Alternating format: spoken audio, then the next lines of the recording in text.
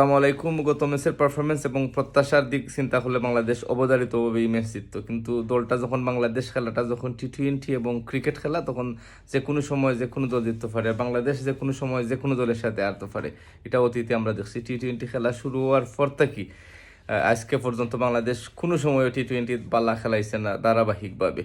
কিন্তু গত ম্যাচ যেরকম পারফরমেন্স করছে, এর আশেপাশেও যদি পারফরমেন্স করে, তাহলে বাংলাদেশ ভালো একটা ফল আনতে পারে।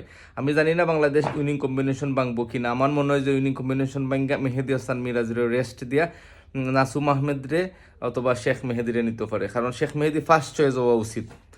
কারণ পাওয়ার প্লেট বাল্লা বল করতে পারে, নাসুম আহমেদও বাল্লা বল করতে পারে, কিন্তু তার থেকে একটু আগে আছে শেখ মেহেদী হাসান মিরাজরে বাদ দেয়া।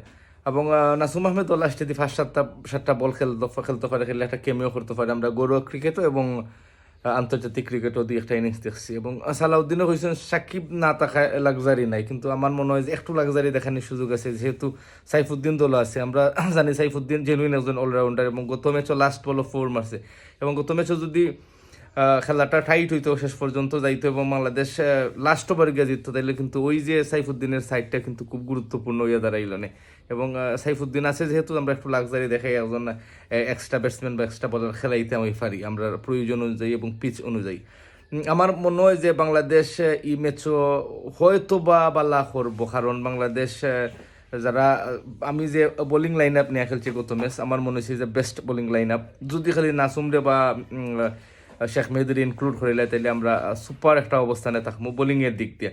আর ব্যাটিং আমরা সবসময় আমরা লাস্ট দুই এক বছর ধরে যে খুব স্ট্রাগল করলাম, কিন্তু আশার আলোয় লগিয়া যে শামিম আর জাকের আলী অনিক তার কাছে প্রত্যাশার চাপটা বেশি। এবং জাকের আলী অনিক তো ধারাবাহিকভাবে বালা কইরা যার, এবং শামিম হোসেন পাটোয়ারিও অলসো মানে গত ইনিংস পালা খেলাইছে এবং রানও ফিরের। এবং সব থেকে প্লাস পয়েন্ট হইল গিয়া যে লিটন কুমার দাস বালা খেলাইছে। এবং তার যদিও ধারাবাহিকতা নিয়ে অনেক প্রশ্ন আছে এবং হতাশা আছে, মনে হয় এবার এই ম্যাচও বালা করতে পারে। খুব বালা করার দরকার নাই, আমার দেড়শো স্ট্রাইক রেটে 10-15টা বল খেলে নিতে পারলেই এনাফ। এবং তৌহিদ হৃদয়ে যে মোটামুটি ফর্ম আছে, যদিও এটা টি-20 সাথে মানানসই ব্যাটিং নাই, হয়তো বা দলের প্রয়োজনে বা পিচ অনুযায়ী এটারে আমরা লেটার মার্ক না দিলেও মানে বালা হইতাম পারি।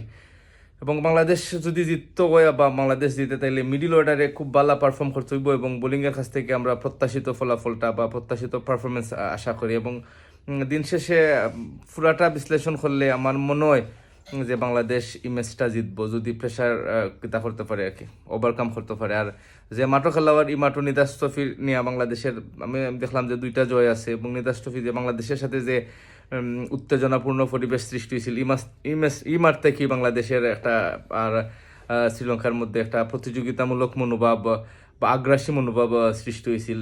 এই স্মৃতিটা যদি ফিরে আনতে পারে, নাগিন ড্যান্স সহ অনেক স্মৃতি আছে এই মাঠও। তো প্রত্যাশার চাপ অনেক বেশি বাংলাদেশের উপরে, কারণ আমরা যতই ক্রিকেটের নিয়ে সমালোচনা করি, যতই করি না কেন আমরা ক্রিকেটের জনপ্রিয়তা কমের, আসলে ক্রিকেটের জনপ্রিয়তা সত্যি কমের। কিন্তু কিছু কিছু মানুষ আছে আমরা যারা খুব অধীর আগ্রহে অপেক্ষা করি বাংলাদেশের খেলা হইলে, বাংলাদেশের খেলা দেখলে সব কিছু ফালাইও বাংলাদেশের খেলা দেখতে মন চায় এবং বাংলাদেশের খেলার খবর রাখতে ইচ্ছা হয়। মানে মনটা কি ভালো লাগে, এটা আমরা আবেগের জায়গা, এটা আমরা ভালোবাসার জায়গা। এটা হয়তো বা ক্রিকেটার হলতেও বুঝে বা ম্যানেজমেন্টে হয়তো বা বুঝেও বুঝে না, কারণ এখানে হয়তো বা তারা কিছু লিমিটেশন থাকে, তারা ব্যক্তিগত স্বার্থ